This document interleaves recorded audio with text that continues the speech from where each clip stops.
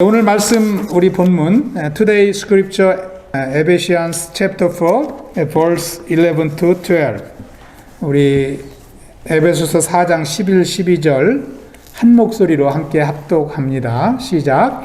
그가 어떤 사람은 사도로 어떤 사람은 선지자로 어떤 사람은 복음 전하는 자로 어떤 사람은 목사와 교사로 삼으셨으니 이는 성도를 온전하게 하여 봉사의 일을 하게 하며 그리스도의 몸을 세우려 하심이라. 아멘. 아멘. 오늘 말씀의 제목은 함께 세우는 교회, The Church We Build Together, 함께 세우는 교회라고 정했습니다. 오늘 우리 권사님 대표기도 하시면서 하나님 작년과 같이 올해도 하나님의 은혜로 충만하게 해달라고 이렇게 간절히 기도하시는 것을 보았습니다. 저와 여러분이 참 교회를 섬기면서 또 2024년 한 해도 우리가 강건할 뿐 아니라 하나님의 은혜와 진리로 충만한 승리의 한 해 되길 기도합니다. 오늘날 우리가 사는 후기 현대주의, 포스트 모더니즘이라고 그러죠. 후기 현대주의의 가장 강한 특징 중에 하나는 퍼스널리즘, 개인주의입니다. 개인주의. 오늘날은 개인주의 시대죠. 그래서 혼자 사는 사람들도 많습니다. 젊은 사람도 또 혼자 지내는 사람들이 많고 결혼을 늦추고 그런 시대에 살고 있습니다. 좀 변화된 세상에 살고 있습니다. 한국에 보면은 유행하는 것 중에 하나가 혼자 밥 먹는 것이 또 유행하더라고요. 그래서 혼밥 시대라고도 하는 것을 들었습니다. 혼밥 시대. 저에게는, 미국에 사는 저에게는 잘 와닿지 않지만 한국 사람들은 그것이 아주 친숙한 단어인 것 같았어요. 그래서요, 그루소리 스토어에도 가보면은요, 그루소리가 혼자 딱 먹기에 적당한 양으로 이렇게 팩되어 있습니다. 혼자 갔다가 요리해서 먹을 수 있는 그런 음식들이 많이 나와 있는 것을 보게 됩니다. 아마도 공동체가 그리운 시대인 것 같습니다. 공동체가 그리운 시대입니다. 함께 어울리는 것이 어느 때보다도 아름다운 시대가 아닌가 그런 생각을 해보게 됩니다. 말씀을 준비하면서 그런데 참 제가 이민의 삶을 살지만 또 교회 공동체를 통해서 주일마다 주중에도 우리 성도님들 언제든지 만날 수 있고 또 함께 모여 예배하고 친교하고 또 식사하고 또 소식 전하며 어우러져 사는 것이 얼마나 큰 축복인가 그런 생각을 해보게 됩니다. 오늘날 같지 않고요. 얼마 전만 해도 우리 선조들은 함께 어우러져 살았습니다. 그것을 미덕으로 여겼거든요. 협력하며 살았습니다. 옛 속담을 보면 그것을 잘 알 수 있습니다. 옛 속담에 백지장도 맞들면 낫다. 여러분 아시죠? 그런 이야기가 있습니다. 이 종이 한 장이 얼마나 무거울까요? 그런데 이 사소한 일도 함께 마음을 합하면 훨씬 더 효과적이라는 것이죠. 그러니까 함께 하는 것이 얼마나 아름다운가. 우리 조상들은 그렇게 협력하는 지혜를 모으며 살았습니다. 또 이런 말이 있습니다. 손뼉이 맞아야 소리가 난다. 손뼉이 맞아야 소리가 난다. 아무리 오른손이 강하고 힘이 세고 그래도 왼손이 없으면 소리를 낼 수 없다는 것이죠. 이것도 협력하는 것을 의미합니다. 또 이런 말이 있습니다. 열의 한술밥이라는 말씀이 있습니다. 그러니까 10사람이 밥 한 술씩 떠놓으면 밥 한 그릇이 된다는 거예요. 한 사람을 도울 수 있다는 것이죠. 그런 말이 있습니다. 다 우리 조상들의 지혜에서 나온 말입니다. 또 이런 말이 있더라고요. 모기도 모이면 천둥 소리를 낸다. 그런 말이 있습니다.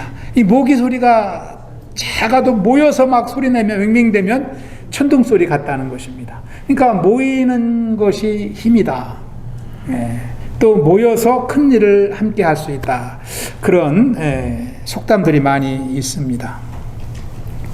각자가 역할은 틀리지만 함께 모여서 주의 일을 할 때 참 아름다운 것입니다. 이것이 교회 사역이고 또 우리의 신앙생활인 줄 믿습니다. 여러분, 현대 사회가 참 발달된 사회인데요, 현대 사회로 올 수 있도록 인도한 것 중에 큰 것이 분업화입니다. 산업의 분업화라는 이야기를 많이 들어보셨죠? 산업의 분업화. 이 분업화를 통해서 경제 발전을 아주 많이 끌어올렸습니다. 분업화를 통해서 향상된 것이 효율성입니다. 효율성이 향상되고 생산성이 향상이 되었어요. 효율성과 생산성이 향상이 되다 보니까 비용 절감은 자연적으로 따라온 것입니다. 그래서 오늘날 이 산업이 크게 발전하게 된 것입니다.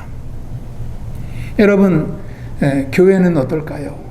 우리가 교회 쪽으로 초점을 맞춰보면은 교회에도 분업화가 있습니다. 우리 각 은사에 따라서 맡은 역할이 다 다르지만 그것이 다 하나님이 주신 일이잖아요. 그리고 결국은 하나님의 영광을 위해서 우리가 함께 협력하게 되는 것입니다. 이 각자의 역할이 모아지면 더 아름답고 큰 일을 할 수 있다는 것입니다. 이것이 교회에서도 일어납니다. 교회가 성장하지 않고 또 잦은 갈등이 일어나는 것을 보면은 각자의 역할에 충실하지 않을 때 그런 현상이 일어납니다. 다시 말하면 이 분업화가 잘 안 된 것이죠. 이 교회도 분업화가 잘 되고 자기 역할이 잘 이루어지면 교회는 성장하게 되고 부흥하게 되고 더 큰 은혜로 충만하게 됩니다. 오늘 우리가 함께 합독한 에베소서 4장 11절 12절은 본문이 짧습니다.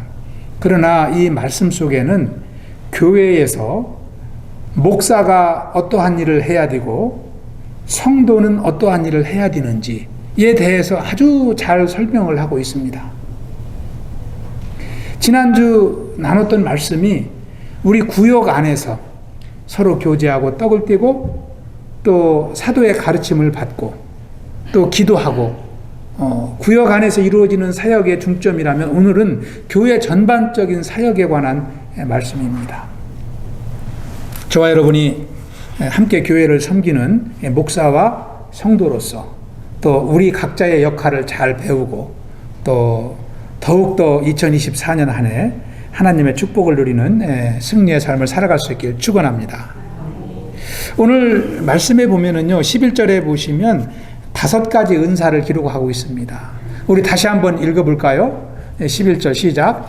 그가 어떤 사람은 사도로, 어떤 사람은 선지자로, 어떤 사람은 복음 전하는 자로, 어떤 사람은 목사와 교사로 삼으셨으니. 아멘.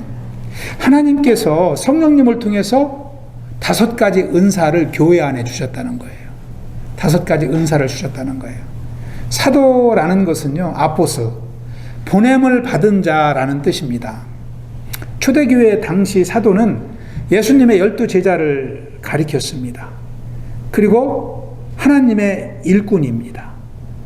순종하여 하나님의 사명을 감당하는 사도 바울과 같이 또 주님의 일에 충성된 일꾼을 사도라고 불렀습니다. 사도는 예수님을 직접 눈으로 목격한 사람들을 사도라고 부릅니다. 초대교회 안에서 이 사도들은 성도들에게 말씀으로 양육하고 말씀으로 가르쳤습니다. 선지자는 누구일까요? 선지자는 하나님의 대변자입니다. 하나님의 계시를 받고 그 계시를 성도들에게 전해주는 사람이었습니다. 마찬가지로 사도와 마찬가지로 초대교회에서 중요한 교회 지도자였죠. 이 선지자의 말씀을 따라서 성도들은 하나님의 음성을 듣고 자신의 죄악을 회개하고 하나님 앞에 다시 나아가는 삶을 살았던 것입니다. 그리고 초대교회에는 복음 전하는 자가 있었습니다. 모든 믿는 하나님의 자녀는 전도자죠. 너나 할 거 없이 다 복음을 전해야 됩니다. 그런데 여기서 말하는 이 복음 전도자는 한 곳에 머물지 않고 사도 바울과 같이 온 도시와 도시를 돌아다니면서 온 세상을 다니면서 복음을 전하는 자를 말합니다. 오늘날로 치면은 이 선교사님들이라고 할 수 있습니다. 여러분, 우리 미국에도 우리 빌리 그레이엄 목사님, 참 유명한 복음 전도자였습니다. 한국에도 오셨었잖아요. 세계 방방곡곡을 다 다니시면서 예수님의 구원의 메시지를 전하고 또 많은 사람들을 주님께로 인도한 일꾼이었습니다. 그리고 네 번째 보시면 목사, 그리고 다섯 번째 교사가 있습니다. 사도와 선지자, 복음 전하는 자는 한 명씩 소개를 했는데 마지막에 목사와 교사는 함께 소개를 하고 있습니다. 목사와 교사, 즉 다시 말하면 두 사람이 아니라 한 사람이 두 가지 역할을 하는 것이에요. 이게 초대교회에 그러한 주의 종들이 교회 안에 있었다는 것입니다. 즉 다시 말하면 목사는 목회를 할 뿐만 아니라 그 목회 안에는 목양과 티칭이 함께 있다는 것입니다. 패스토링과 티칭이 함께 목사의 사명이라는 것이죠. 이와 같이 11절에서 소개하고 있는 다섯 가지 사역은 보면은 교회 안에 있는 우리 성도님들보다는 하나님의 종들에게 주신 은사라고 할 수가 있습니다. 이분들의 중점적인 사역은 어디서 전하고 가르치느냐에 따라서 다르지만 공통적인 것은 다 말씀 사역이라는 거예요. 말씀 사역. 사도도 그렇고 선지자도 그렇고 복음 전도자도 그렇고 목사와 교사도 다 하나님의 말씀을 연구하고 하나님의 말씀을 선포하고 하나님의 말씀으로 성도들을 양육하고 가르치는 그러한 사역입니다. 그러면 이 목사에게 이 말씀 사역을 주신 목적이 무엇일까요? 우리 12절을 또 한번 보겠습니다. 12절을 보시면 이렇게 삼으셨으니 이는 성도를 온전하게 하여 그랬습니다. 그러니까 교회 목사에게 말씀 사역을 하나님이 맡겨주신 것은요, 성도님들을 온전하게 세우기 위해서 그 사역을 맡겨주시고 그 일꾼을 세우신 것입니다. 이 성도를 온전하게 한다는 것이 세번역 성경에는 이렇게 되어 있습니다. 성도들을 준비시켜서, 성도들을 준비시킨다. 그리고 NIV 성경에는 to equip his people. 그러니까 하나님의 백성, his people이라고 그랬어요. 성도를 his people, 하나님의 백성이라고 하고 있습니다. 하나님의 백성들을 준비시키는 거예요. 영적으로 부족함이 없도록 준비시키기 위해서 교회에 목사를 세우셨다. 이렇게 말씀하고 있습니다. 그래서 목사는 하나님이 세우신 교회의 영적 지도자로서 예배를 인도할 뿐만 아니라 성경을 해석하고 하나님의 말씀을 정확하게 선포해야 됩니다. 그리고 성도들을 말씀으로 가르쳐서 영적으로 성장할 수 있도록 기도하고 힘쓰는 것이 목사의 사명이요 역할인 것입니다. 그래서 목사는 항상 하나님의 말씀을 가까이 하고 연구하는 일을 게을리하면 안 됩니다. 지금 제가 저에게 설교하고 있습니다. 부지런해야 돼요. 항상 이 말씀이 손에서 떠나면 안 되는 것입니다. 기도가 떠나면 안 되는 거예요. 이것이 목사의 삶이요 신앙생활이 되어야 되는 것입니다. 목사가 이 역할에 게을리하면 어떻게 될까요? 교회 안에 무슨 일이 일어날까요? 많은 문제가 일어납니다. 많은 문제가 일어납니다. 목사가 하나님의 말씀을 제대로 선포하지 않고 성도를 말씀으로 다스리지 않고 인생의 경험이나 삶의 노하우로 다스리고 교제하고 그렇게 신앙생활을 한다면 교회는 그냥 문제에 빠지는 것입니다. 첫 번째 문제는 교회는 하나님이 기뻐하시는 예배를 드릴 수가 없습니다. 성도도 그 예배를 통해서 영적인 감동을 받지 못해요. 두 번째는 목사가 하나님의 말씀 사역을 게을리하면 성경의 뜻을 일관되게 전하지 않습니다. 전하는 자신도 무슨 말을 전하는지 모르면서 전할 때가 많아요. 그리고 그 말씀을 듣는 성도는 더 혼란이 오죠. 무슨 말씀을 하는지, 이 성경의 말씀이 나와 무슨 관계가 있는지 이해를 못하는 것입니다. 그런 역사가 일어나는 것입니다. 또 세 번째는 목사의 영적 리더십에도 금이 갑니다. 그래서 교회 질서가 깨지기 시작하는 것이죠. 하나님의 교회에 금이 가는 것입니다. 그래서 교회는 방향을 잃습니다. 무슨 사역을 위해서 나아가는지 교회의 사역이 방향이 없어요. 그렇다면 교회의 존재 의미도 없어지는 거예요. 많이 모이고 즐겁게 생활하고 기쁘게 늘 모이고 만나고 헤어지지만 이 하나님의 일과는 무관한 교회가 되는 것입니다. 아울러 성도 간에도 진실된 사랑을 나누지 못하고 사역을 통해서 생명의 열매는 절대 일어나지 않습니다. 구원의 역사는 일어나지 않는다는 것입니다. 수적인 증가는 일어날지 몰라도 영적인 부흥이 일어나지 않는다는 거예요. 이것이 교회의 심각한 문제점인 것입니다. 참 목사의 사역이 너무나 중요합니다. 그래서 우리 교회도 보면은 제가 우리 5가지 기도 제목 중에 첫 번째를 저를 위해서 기도해 달라고 딱 올려놨어요. 우리 성도님들의 영적 부흥과 담임 목사 사역을 위해서 기도 많이 해 주십시오. 연약하기 때문에. 그래서 교회가 담임 목사를 잘 지켜야 됩니다. 제대로 일할 수 있도록 기도하고 또 관심을 갖고 또 이제 협력해야 될 줄로 믿습니다. 할렐루야. 그러면 교회 안에 있는 우리 성도님들의 사역은 무엇일까요? 12절을 우리 다시 한번 합독해 보겠습니다. 12절 말씀 시작. 이는 성도를 온전하게 하여 봉사의 일을 하게 하며 그리스도의 몸을 세우려 하심이라. 아멘. 여기 보시면은요, 목사는 성도를 온전하게 세워서 무엇을 하게 한다고요? 봉사하게 시켜야 된다는 거예요. 봉사하게. 여기서 말하는 봉사가 바로 사역입니다. 그래서 교회의 사역자는 누구예요? 성도님들이 사역자예요. 성도님들이 사역자. 어떤 교회 가면은 교회 사역자 모임 하면은 목사님들만 딱 모여서 회의하고 목사님들만 교회자. 이게 사역자 모임인데 실질적인 사역자는 성경에서 말하는 사역자는 성도와 목사 모두가 사역자라는 것입니다. 이것이 성경적 데피니션입니다. 이 봉사의 일을 하게 하는 것이 봉사의 일을 하는 것이 성도의 미니스트리입니다. 다시 말하면 성도는 목사의 가르침을 받아서 성경적으로 주의 일을 감당하는 것이 성도의 사역입니다.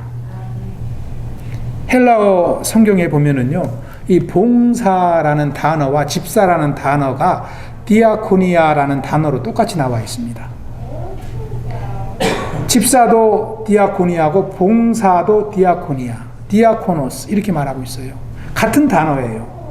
그래서 교회에서 일꾼을 세울 때 직분을 주는데 무슨 직분을 줍니까? 집사 직분을 주는 거예요. 뭐 하라고요? 봉사하라고. 그래서 봉사하라고 집사 직분을 주는 거예요.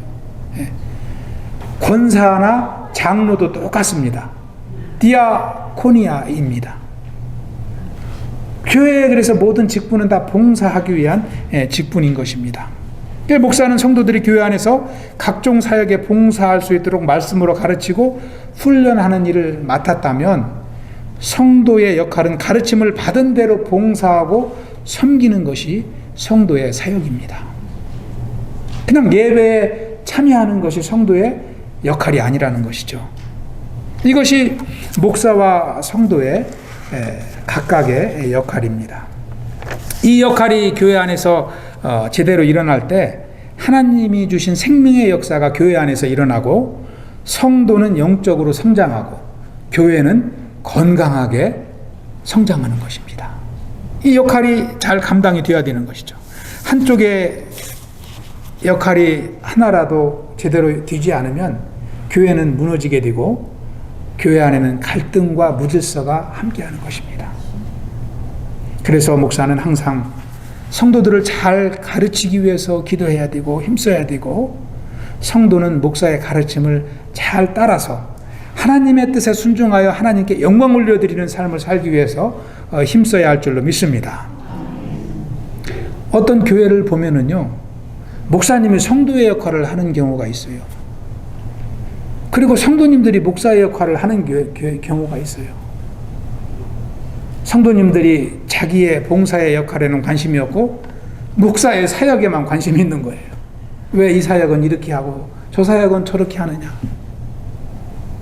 또 어떤 목사님은 성도들을 말씀으로 가르치고 양육하는 일에 시간을 쓰고 목회에 전념해야 되는데 봉사의 일만 하는 거예요. 봉사의 일만 하는 거예요.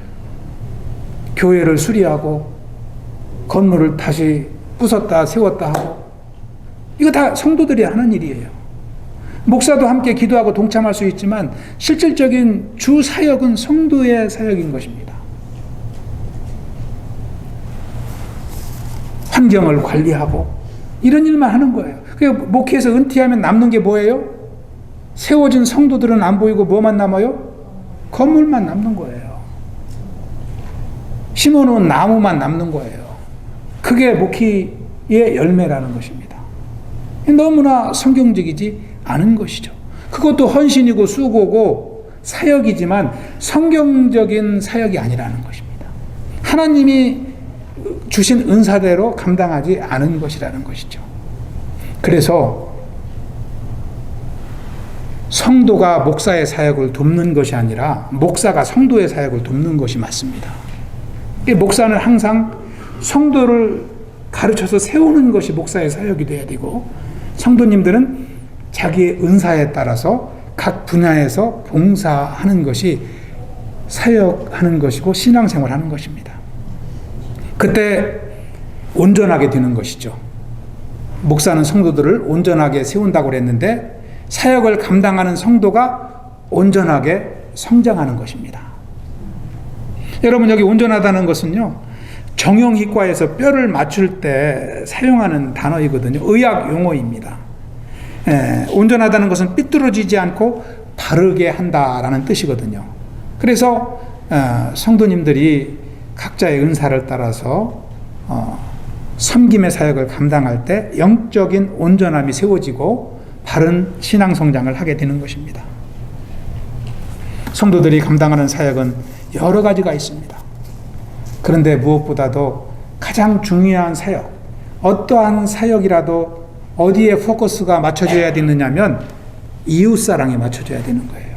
이것이 진정한 사역입니다. 하나님 사랑이 우리의 신앙이라면 우리의 사역은 이웃을 사랑하는 데 맞춰져야 돼요.